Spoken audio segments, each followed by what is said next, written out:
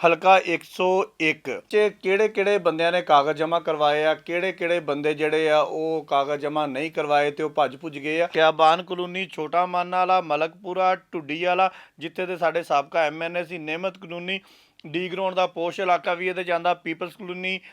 ਇੱਕ ਮਸਲਾ ਜਿਹੜਾ ਨਾ ਉਹਨਾਂ ਕੋਲ ਹੱਲ ਨਹੀਂ ਹੋ ਸਕਿਆ। ਪੀਣੇ ਦਾ ਜਿਹੜਾ ਪਾਣੀ ਆ ਉਹ ਵੀ ਉੱਤੇ ਨਾ ਪੈਦ ਵਾਲਾ ਹਿਸਾਬ ਹੀ ਆ। ਇਹ ਇਲਾਕਾ ਜਿਹੜਾ ਵਾ ਮਨਸ਼ਿਆਤ ਪੀਣ ਵਾਲੇ ਤੇ ਮਨਸ਼ਿਆਤ ਵੇਚਣ ਵਾਲਿਆਂ ਦਾ ਗੜ ਬਣ ਚੁੱਕਾ। ਮੀਆਂ ਅਬਦੁਲ ਮਨਾਨ ਸਾਹਿਬ, ਮੀਆਂ ਇਰਫਾਨ ਸਾਹਿਬ, ਅਜਾਜ਼ ਵਿਰਕ ਸਾਹਿਬ, ਸ਼ੇਖ ਯੂਸਫ ਸਾਹਿਬ। ਜਿਹੜੇ ਮੀਆਂ ਅਬਦੁਲ ਮਨਾਨ ਸਾਹਿਬ ਨੇ ਇਹ ਸਾਬਕ ਐਮਐਨਏ ਨੇ, ਮੀਆਂ ਇਰਫਾਨ ਸਾਹਿਬ ਸਾਬਕ ਚੇਅਰਮੈਨ ਵਾਸਾ ਨੇ, ਅਜਾਜ਼ ਵਿਰਕ ਸਾਹਿਬ ਸਾਬਕ ਐਮਐਨਏ ਨੇ, ਸ਼ੇਖ ਮੁਹੰਮਦ ਯੂਸਫ ਸਾਹਿਬ ਜਿਹੜੇ ਨੇ ਇਹ ਸਾਬਕਾ ਡਿਪਟੀ ਮੇਅਰ ਨੇ। ਜਿਹੜਾ ਵੋਟ ਹੁੰਦਾ ਵਾ ਇਹ ਅਮਾਨਤ ਹੁੰਦੀ ਆ ਤੇ ਮੈਂ ਸਾਰੇ ਦੋਸਤਾਂ ਨੂੰ ਇਹ ਗੱਲ ਜ਼ਰੂਰ ਕਹਾਂਗਾ ਕਿ ਵੋਟ ਜ਼ਰੂਰ ਪਾਉਣ ਵਾਸਤੇ ਜਾਓ। ਜਿੱਥੇ ਜਿੱਥੇ ਵੀ ਪੰਜਾਬੀ ਬੋਲੀ ਤਾਂ ਸੁਣੀ ਜਾਂਦੀ ਹੈ ਸਾਰਿਆਂ ਨੂੰ ਮੇਰੇ ਵੱਲੋਂ ਅਸਲਾਮ ਵਾਲੇਕਮ ਜੀ। ਕਿਉਂਕਿ ਹੁਣ ਇਲੈਕਸ਼ਨ ਦੀ ਗਹਿਮਾ ਗਹਿਮੀ ਜਿਹੜੀ ਆ ਉਹ ਸ਼ੁਰੂ ਹੋ ਗਈ ਆ ਤੇ ਮੈਂ ਕਿਹਾ ਜੀ ਹੁਣ ਦੂਸਰੇ ਵਿਲਾਗ ਛੱਡ ਕੇ ਨਾ ਤੇ ਜ਼ਰਾ ਸਿਆਸਤ ਤੇ ਆਈਏ। ਫੈਸਲਾਬਾਦ ਸ਼ਹਿਰ ਦੇ ਜਿਹੜੇ ਐਮਐਨਏ ਦੇ 4 ਹਲਕੇ ਨੇ, 101, 102, 103 ਤੇ 104। ਇੱਕ ਦਿਨ ਅਸੀਂ 101 ਕਰਾਂਗੇ ਤੇ ਬਾਕੀ ਹਲਕੇ ਅਸੀਂ ਕੱਲ ਪਰਸੋਂ ਚੌਥ ਜਿੱਦਾਂ ਹੁੰਦੇ ਉਦਾਂ ਕਰਦੇ ਜਾਵਾਂਗੇ।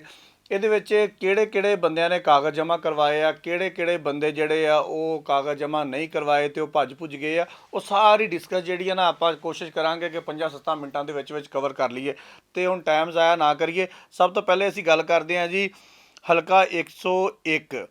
ਇਹ ਸਾਬਕਾ ਹਲਕਾ ਸੀ ਜੀ 109, ਜਿੱਥੋਂ ਐਮਐਨਏ ਮੁੰਤਖਬ ਹੋਏ ਸੀ ਜੀ ਫੈਜ਼ੁੱਲਾ ਕਮੋਕਾ ਸਾਹਿਬ। ਤੇ ਐਰਕੀ ਫੈਜ਼ੁੱਲਾ ਕਮੋਕਾ ਸਾਹਿਬ ਦੇ ਫੈਮਿਲੀ ਦੇ ਵਿੱਚੋਂ ਵੀ ਕਿਸੇ ਬੰਦੇ ਨੇ ਕਾਗਜ਼ ਜਮ੍ਹਾਂ ਨਹੀਂ ਕਰਵਾਏ। ਇਹਨਾਂ ਨੇ ਲੱਗਦਾ ਹੈ ਬਜ਼ਾਹਰ ਕੇ ਸਿਆਸਤ ਨੂੰ ਖੈਰਬਾਦ ਕਹਿ ਦਿੱਤਾ। ਅੱਗੇ ਚੱਲਦੇ ਹਾਂ ਜੀ। ਇਹਦੇ ਵਿੱਚ 101 ਦੇ ਵਿੱਚ ਟੋਟਲ ਯੂਨੀਅਨ ਕੌਂਸਲਾਂ ਦੀ ਤਾਦਾਦ ਹੈਗੀ ਜੀ 34। ਅਗਰ ਅਸੀਂ ਵੋਟਰਾਂ ਦੀ ਗੱਲ ਕਰੀਏ ਤਾਂ 4,21,000 ਵੋਟਰ ਜਿਹੜੇ ਨੇ ਉਹ ਇਸ ਇਲਾਕੇ ਦੇ ਵਿੱਚ ਨੇ। ਤੇ ਮੈਂ ਅੱਗੇ ਵਧਣ ਤੋਂ ਪਹਿਲੇ ਤੁਹਾਨੂੰ ਇਹ ਗੁਜ਼ਾਰਿਸ਼ ਕਰਾਂਗਾ ਕਿ ਜਿਹੜਾ ਵੋਟ ਹੁੰਦਾ ਵਾ ਇਹ ਅਮਾਨਤ ਹੁੰਦੀ ਆ ਤੇ ਮੈਂ ਸਾਰੇ ਦੋਸਤਾਂ ਨੂੰ ਇਹ ਗੱਲ ਜ਼ਰੂਰ ਕਹਾਂਗਾ ਕਿ ਵੋਟ ਜ਼ਰੂਰ ਪਾਉਣ ਵਾਸਤੇ ਜਾਓ। ਕਿਸੇ ਵੀ ਪਾਰਟੀ ਨੂੰ ਦਿਓ ਜਦੋਂ ਤੁਹਾਡੇ ਹੱਥ ਦੇ ਵਿੱਚ ਮੋਹਰ ਹੋਣੀ ਹੈ, ਬੈਲਟ ਪੇਪਰ ਹੋਣਾ, ਉੱਥੇ ਤੁਸੀਂ ਹੋਣਾ ਤੇ ਉੱਤੇ ਰੱਬ ਨੇ ਹੋਣਾ। ਜਿਹਨੂੰ ਵੋਟ ਤੁਸੀਂ ਦੇਣਾ ਵਾ ਇਹ ਤੁਹਾਡੀ ਮਰਜ਼ੀ ਆ, ਇਹਦੇ 'ਚ ਕੋਈ ਨਹੀਂ, ਲੇਕਿਨ ਵੋਟ ਪਾਉਣ ਜ਼ਰੂਰ ਜਾਣਾ। ਅੱਗੇ ਗੱਲ ਕਰਦੇ ਹਾਂ ਜੀ ਇਸ ਹਲਕੇ ਦੇ ਵਿੱਚ ਕਿਹੜੇ ਇਲਾਕੇ ਨੇ ਤੇ ਜ਼ਿਆਦਾਤਰ ਸ਼ਹਿਰੀ ਇਲਾਕੇ ਨੇ ਤੇ ਥੋੜ੍ਹੇ ਜਿਹੇ ਪਿੰਡਾਂ ਦੇ ਇਲਾਕੇ ਵੀ ਇਸ ਹਲਕੇ ਦੇ ਵਿੱਚ ਆਉਂਦੇ ਨੇ। ਮੈਂ ਹੁਣ ਦੇਖ ਕੇ ਪੜਾਂਗਾ। ਇਹਦੇ 'ਚ ਆਉਂਦਾ ਜੀ ਗਾਟਾ ਵਾਲਾ, ਕਨਾਲ ਰੋਡ, 204 ਚੱਕ, ਫਖਰਾਬਾਦ, ਮਦੀਨਾ ਟਾਊਨ, ਬਟਾਲਾ ਕਲੋਨੀ ਤੇ ਖਿਆਬਾਨ ਕਲੋਨੀ, ਛੋਟਾ ਮਾਨਾ ਵਾਲਾ, ਮਲਕਪੁਰਾ, ਢੁੱਡੀ ਵਾਲਾ, ਜਿੱਥੇ ਦੇ ਸਾਡੇ ਸਾਬਕਾ ਐਮਐਨਏ ਸੀ, ਨਿਹਮਤ ਕਲੋਨੀ, ਡੀ ਗਰਾਊਂਡ ਦਾ ਪੋਸ਼ ਇਲਾਕਾ ਵੀ ਇਹਦੇ 'ਚ ਆਉਂਦਾ, ਪੀਪਲਸ ਕਲੋਨੀ, ਚਾਲ, ਵਾਰਸਪੁਰਾ ਤੇ ਸਾਡੇ ਮਹੱਲੇ ਦਾ ਨਾਮ ਸਾਡੇ ਰਾਈਟਰ ਸਾਹਿਬ ਨੇ ਲਿਖਿਆ ਨਹੀਂ, ਮਹੱਲਾ ਨੂਰਪੁਰਾ ਵੀ ਇਹਦੇ 'ਚ ਹੀ ਆਉਂਦਾ। ਸਾਡਾ ਵੋਟ ਵੀ ਇਸੇ ਇਲਾਕੇ ਦੇ ਵਿੱਚ ਹੀ ਆ। ਅੱਗੇ ਅਸੀਂ ਚੱਲਦੇ ਹਾਂ ਜੀ। ਇਹਦੇ 'ਚ ਕਿਹੜੀਆਂ ਵੱਡੀਆਂ ਬਰਾਦਰੀਆਂ ਬੈਠੀਆਂ ਵਾ, ਤੁਸੀਂ ਇੱਥੋਂ ਹੀ ਅੰਦਾਜ਼ਾ ਲਾ ਲੈਣਾ ਕਿ ਇਹ ਆਉਣ ਵਾਲਾ ਇਲੈਕਸ਼ਨ ਜਿਹੜਾ ਵਾ ਕਿੰਨੇ ਜਿੱਤਣਾ ਵਾ। ਕਿਉਂਕਿ ਪਿਛਲੀ ਵਾਰੀ ਜਦੋਂ ਫੈਜ਼ੁੱਲਾ ਕਮੋਕਾ ਇੱਥੋਂ ਐਮਐਨਏ ਮੁੰਤਖਬ ਹੋਇਆ ਤੇ 1 ਲੱਖ ਤੇ ਪਤਾ ਨਹੀਂ 10 ਕੇ 20 ਹਜ਼ਾਰ ਵੋਟ ਸੀ ਤੇ ਜਿਨ੍ਹਾਂ ਨੇ ਇਲੈਕਸ਼ਨ ਹਾਰੇ ਆ ਮੀਆਂ ਅਬਦੁਲ ਮਨਾਨ ਸਾਹਿਬ, ਉਹਨਾਂ ਦੇ ਵੋਟ ਵੀ 1 ਲੱਖ ਤੋਂ ਉੱਤੇ ਸੀ।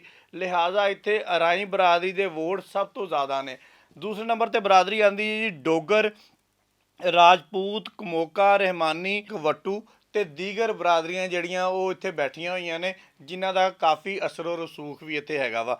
ਅੱਛਾ ਜੀ, ਅਗਰ ਅਸੀਂ ਮਸਾਇਲ ਦੀ ਗੱਲ ਕਰੀਏ ਤੇ 101 ਦਾ ਜਿਹੜਾ ਦਰੀਨਾ ਮਸਲਾ ਵਾ, ਜਦੋਂ ਦੇ ਖੈਰ ਅਸੀਂ ਜੰਮੇ ਪਲੇ ਹਾਂ ਅਸੀਂ ਤਾਂ ਇਹੀ ਦੇਖਿਆ ਕਿ ਸੀਵਰੇਜ ਦਾ ਮਸਲਾ ਇੱਥੇ ਹੱਲ ਹੀ ਨਹੀਂ ਹੋਇਆ। ਜਿਹੜੇ ਵੀ ਐਮਐਨਏ ਐਮਪੀ ਇੱਥੋਂ ਮੁੰਤਖਬ ਹੋਏ ਆ ਇੱਕ ਮਸਲਾ ਜਿਹੜਾ ਨਾ ਉਹਨਾਂ ਕੋਲ ਹੱਲ ਨਹੀਂ ਹੋ ਸਕਿਆ। ਪਤਾ ਨਹੀਂ ਇਹਦੀ ਕੀ ਵਜ੍ਹਾ ਹੈਗੀ ਆ।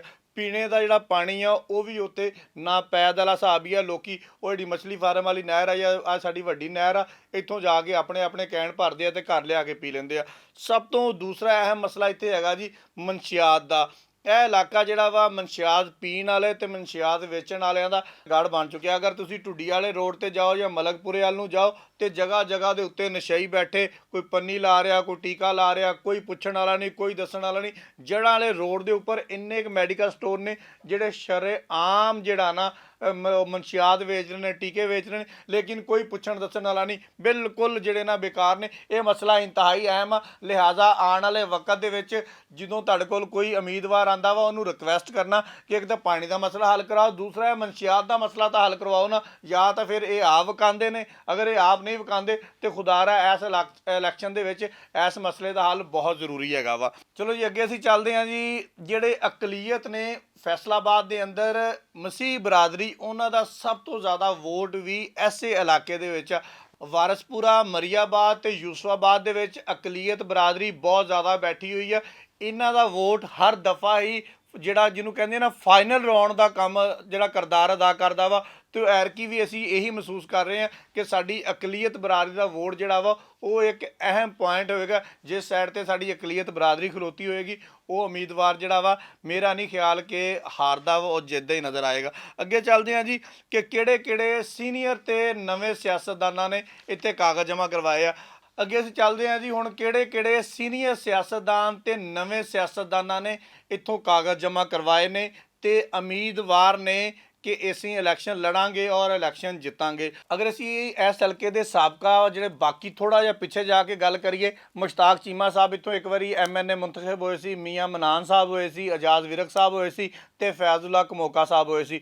ਹੁਣ ਜਿਹੜੇ ਉਮੀਦਵਾਰ ਮੈਦਾਨ ਦੇ ਵਿੱਚ ਨੇ ਮੁਸਲਿਮ ਲੀਗ ਨੂਨ ਦੇ ਪਲੇਟਫਾਰਮ ਤੋਂ, ਉਹ ਨੇ ਮੀਆਂ ਅਬਦੁਲ ਮਨਾਨ ਸਾਹਿਬ, ਮੀਆਂ ਇਰਫਾਨ ਸਾਹਿਬ, ਅਜਾਜ਼ ਵਿਰਕ ਸਾਹਿਬ, ਸ਼ੇਖ ਯੂਸਫ ਸਾਹਿਬ। ਜਿਹੜੇ ਮੀਆਂ ਅਬਦੁਲ ਮਨਾਨ ਸਾਹਿਬ ਨੇ ਇਹ ਸਾਬਕ MNA ਨੇ, ਮੀਆਂ ਇਰਫਾਨ ਸਾਹਿਬ ਸਾਬਕ ਚੇਅਰਮੈਨ ਵਾਸਾ ਨੇ, ਅਜਾਜ਼ ਵਿਰਕ ਸਾਹਿਬ ਸਾਬਕ MNA ਨੇ, ਸ਼ੇਖ ਮੁਹੰਮਦ ਯੂਸਫ ਸਾਹਿਬ ਜਿਹੜੇ ਨੇ ਇਹ ਸਾਬਕਾ ਡਿਪਟੀ ਮੇਅਰ ਨੇ। ਲੇਕਿਨ ਅਗਰ ਅਸੀਂ ਗੱਲ ਕਰੀਏ ਹੁਣ ਦੇ ਹਾਲਾਤੇ ਹਾਜ਼ਰਾ ਦੀ ਤੇ ਇੱਥੋਂ ਮੀਆਂ ਅਬਦੁਲ ਮਨਾਨ ਤੇ ਮੀਆਂ ਇਰਫਾਨ ਦੋਨੋਂ ਹੀ ਮਜ਼ਬੂਤ ਉਮੀਦਵਾਰ ਨੇ ਔਰ ਜਿੱਤਣ ਦੀ ਪੋਜੀਸ਼ਨ ਦੇ ਵਿੱਚ ਵੀ ਨਜ਼ਰ ਆ ਰਹੇ ਨੇ, ਕਿਉਂਕਿ ਇਹਨਾਂ ਦੀ ਬਰਾਦਰੀ ਦਾ ਵੋਟ ਬੈਂਕ ਇੱਥੋਂ ਸਭ ਤੋਂ ਜ਼ਿਆਦਾ ਵਾ ਤੇ ਦੂਸਰੀਆਂ ਬਰਾਦਰੀਆਂ ਵੀ ਜੋ ਬਜ਼ਾਹਰ ਸੂਰਤ ਹਾਲ ਨਜ਼ਰ ਆ ਰਹੀ ਆ ਇਹਨਾਂ ਦਾ ਸਾਥ ਹੀ ਦੇਣਗੀਆਂ। ਤੇ ਦੂਸਰੇ ਜਿਹੜੇ ਇੱਥੋਂ ਜਿੱਤੇ ਹੋਏ ਖਾਨਦਾਨ ਸੀ ਜਿਹਦੇ ਵਿੱਚ ਕਮੋਕਾ ਬਰਾਦਰੀ ਸੀ ਜਾਂ ਚੀਮਾ ਬਰਾਦਰੀ ਸੀ, ਉਹਨਾਂ ਨੇ ਇੱਥੋਂ ਕਾਗਜ਼ਾਤ ਤੇ ਨਾਮਜ਼ਦਗੀ ਜਮ੍ਹਾਂ ਹੀ ਨਹੀਂ ਕਰਵਾਏ, ਨਾ ਹੀ ਹਾਸਲ ਕੀਤੇ ਆ। ਹੁਣ ਪਤਾ ਨਹੀਂ ਇਹਦੇ ਪਿੱਛੇ ਕੀ ਵਜ੍ਹਾ ਹੈਗੀ ਆ ਕਿ ਉਹਨਾਂ ਨੇ ਕਿਉਂ ਨਹੀਂ ਕਾਗਜ਼ ਜਮ੍ਹਾਂ ਕਰਵਾਏ ਜਾਂ ਕੀ ਵਜ੍ਹਾ ਵਾ,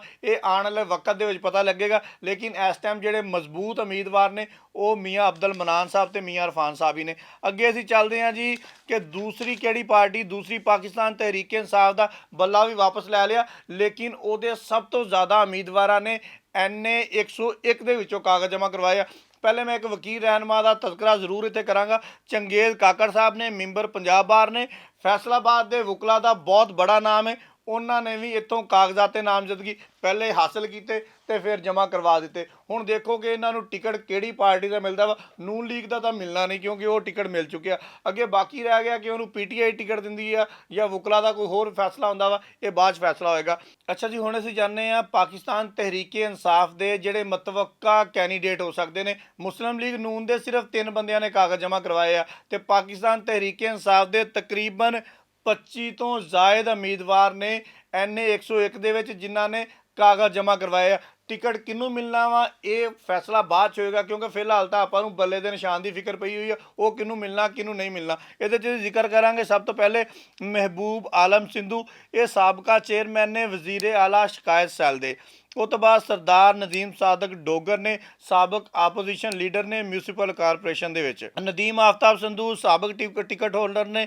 ਕੋਮਲ ਨਦੀਮ ਆਫਤਾਬ ਸਿੰਧੂ ਇਹ ਇਹਨਾਂ ਦੀ ਰਿਕਵਰਿੰਗ ਕੈਂਡੀਡੇਟ ਦੇ ਤੌਰ ਤੇ ਸਾਹਮਣੇ ਆਏ ਨੇ। ਅਸਦ ਮੁਅੱਜ਼ਮ ਸਾਬਕ MPA ਨੇ। ਸੈਫ ਮੁਅੱਜ਼ਮ ਬੇਟਾ ਜੀ ਅਸਦ ਮੁਅੱਜ਼ਮ ਦਾ। ਉਸ ਤੋਂ ਬਾਅਦ ਰਾਣਾ ਆਤਫ ਸਾਹਿਬ ਨੇ, member FESCO board PTI। Rana Faiz Sahib ਨੇ। ਲਤੀਫ ਨਜ਼ਰ ਗੁੱਜਰ ਸਾਹਿਬ ਨੇ, ਇਹ ਵੀ ਸਾਬਕਾ MPA ਨੇ ਤੇ ਸਿਟੀ ਸਦਰ ਨੇ PTI ਦੇ। ਮੀਆਂ ਮੁਹੰਮਦ ਸ਼ਫੀਕ ਸਾਹਿਬ ਸਾਬਕ ਵਜ਼ੀਰ ਸੰਤੋ ਤਜਾਰਤ। ਇਮਰਾਨ ਖਾਨ ਜੀ ਇਹਨਾਂ ਦੇ ਘਰ ਵੀ ਤਸ਼ਰੀਫ ਲਿਆਏ ਸੀ। ਹੁਣ ਅੱਗੇ ਜੀ ਆ ਗਏ ਜੀ ਫਰਕ ਹਬੀਬ ਸਾਹਿਬ, ਇਹਨਾਂ ਨੇ ਇਸਤਹਿਕਾਮੇ ਪਾਕਿਸਤਾਨ ਪਾਰਟੀ ਦੇ ਅੰਦਰੋਂ ਆਪਣੇ ਕਾਗਜ਼ ਜਮ੍ਹਾਂ ਕਰਾਏ ਨੇ। ਵਲੀਦ ਅਰਸ਼ਦ ਡੋਗਰ ਸਾਹਿਬ ਆ ਗਏ ਜੀ। ਅਬਦੁੱਲਾ ਦੁੰਬੜ ਸਾਹਿਬ ਆ ਗਏ ਜੀ। ਜਨਰਲ ਰਿਟਾਇਰ ਅਕਰਮ ਸਾਈ ਸਾਹਿਬ ਆ ਗਏ ਜੀ।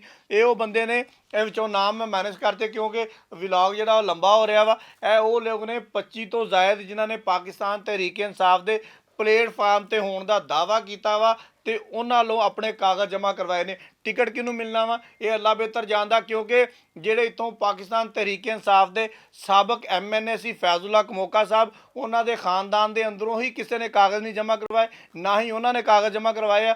ਤੇ ਲਿਹਾਜ਼ਾ ਹੁਣ ਕੁਰਾ ਜਿਹੜਾ ਵਾ ਇਹਨਾਂ 25 ਉਮੀਦਵਾਰਾਂ ਦੇ ਵਿੱਚੋਂ ਹੀ ਕਿਸੇ ਦੇ ਨਾਮ ਨਿਕਲਣਾ ਵਾ। ਅੱਛਾ ਜੀ, ਫਰਕ ਹਬੀਬ ਸਾਹਿਬ ਨੇ ਵੀ NA 101 ਦੇ ਵਿੱਚੋਂ ਕਾਗਜ਼ ਜਮ੍ਹਾਂ ਕਰਵਾਏ ਨੇ। ਇਸ ਤੇ ਕਾਮੇ ਪਾਕਿਸਤਾਨ ਪਾਰਟੀ ਦੇ ਜਿਹੜੇ ਹੁਣ ਮੈਂਬਰ ਨੇ, ਇਹ ਸਾਬਕਾ ਸਾਡੇ ਫੈਸਲਾਬਾਦ ਦੇ ਇਕਲੌਤੇ ਵਜ਼ੀਰ ਪਾਕਿਸਤਾਨ ਤਹਿਰੀਕ ਇਨਸਾਫ ਵੱਲੋਂ ਰਹਿ ਚੁੱਕੇ ਨੇ। ਪਹਿਲੇ ਇਲੈਕਸ਼ਨ ਲੜਿਆ ਸੀ ਇਹਨਾਂ ਨੇ NA 102 ਦੇ ਵਿੱਚੋਂ, ਜਿਹੜਾ ਆਬਦ ਸ਼ੇਰ ਅਲੀ ਦਾ ਮੁਕਾਬਲਾ ਕੀਤਾ ਸੀ ਤੇ ਆਬਦ ਸ਼ੇਰ ਅਲੀ ਸਾਹਿਬ ਹਾਰ ਗਏ ਸੀ ਤੇ ਫਰਕ ਹਬੀਬ ਸਾਹਿਬ ਜਿੱਤ ਗਏ ਸੀ। ਲੇਕਿਨ ਇਹਨਾਂ ਦਾ ਆਬਾਈ ਇਲਾਕਾ, ਕਿਉਂਕਿ ਇਹਨਾਂ ਦਾ ਘਰ ਹੈਗਾ ਵਾ 40 ਕੋਠੀਆਂ ਵਾਲੀ ਸਾਈਡ ਤੇ ਉਹ ਆਂਦਾ ਵਾ ਹਲਕਾ NA 101 ਦੇ ਵਿੱਚ। ਤੇ ਐਰਕੀ ਇਹਨਾਂ ਨੇ ਵੀ ਇੱਥੋਂ ਕਿਸਮਤ ਅਜ਼ਮਾਈ ਦਾ ਫੈਸਲਾ ਕੀਤਾ ਵਾ ਕਿ ਮੈਂ ਵੀ ਆਪਣੇ ਆਬਾਈ ਇਲਾਕੇ ਦੇ ਵਿੱਚੋਂ ਇਲੈਕਸ਼ਨ ਲੜ ਕੇ ਤੇ ਉੱਥੋਂ ਇਲੈਕਸ਼ਨ ਜਿੱਤਾਂਗਾ। ਅੱਛਾ ਜੀ, ਸਾਡੇ NA 101 ਦੇ ਵਿੱਚ ਜਮਾਤ ਇਸਲਾਮੀ ਦੇ ਵੀ ਉਮੀਦਵਾਰ ਨੇ ਮੁਸ਼ਤਾਕ ਅਹਿਮਦ ਸਾਹਿਬ, ਉਹਨਾਂ ਨੇ ਵੀ ਇੱਥੋਂ ਕਾਗਜ਼ਾਤ ਤੇ ਨਾਮਜ਼ਦਗੀ ਜਿਹੜੇ ਨੇ ਉਹ ਜਮ੍ਹਾਂ ਕਰਵਾ ਦਿੱਤੇ ਨੇ। ਹੁਣ ਫੈਸਲਾ ਜਿਹੜਾ ਹੈ ਤਾਂ ਸਾਡੀ ਆਵਾਮ ਨੇ ਕਰਨਾ ਵਾ, ਕਿਉਂਕਿ ਵੋਟ ਜਿਹੜਾ ਵਾ ਉਹ ਮੁਲਕ ਔਰ ਕੌਮ ਦੀ ਅਮਾਨਤ ਆ। ਉਹ ਤੁਸੀਂ 8 ਫਰਵਰੀ ਨੂੰ ਜਾ ਕੇ ਆਪਣੇ ਪੋਲਿੰਗ ਸਟੇਸ਼ਨ ਤੇ ਆਪਣਾ ਵੋਟ ਕਾਸਟ ਕਰਨਾ ਤੇ ਆਪਣੇ ਪਸੰਦੀਦਾ ਉਮੀਦਵਾਰ ਨੂੰ ਆਪਣਾ MNA ਮੁੰਤਖਬ ਕਰਨਾ। ਤੇ ਅਸੀਂ ਦੁਆ ਕਰਾਂਗੇ ਕਿ ਫੈਸਲਾਬਾਦ ਦੇ ਵਿੱਚੋਂ ਜਿੱਦਾਂ ਪਹਿਲੇ 5-6 ਮਿਨਿਸਟਰ ਹੁੰਦੇ ਸੀ, ਇਸ ਤਰ੍ਹਾਂ ਹੀ 5-6 ਮਿਨਿਸਟਰ ਹੋਣ ਤੇ ਸਾਡਾ ਫੈਸਲਾਬਾਦ ਇਸ ਤਰ੍ਹਾਂ ਹੀ ਖੂਬਸੂਰਤ ਬਣਦਾ ਰਹੇ। ਬਹੁਤ ਸ਼ੁਕਰੀਆ।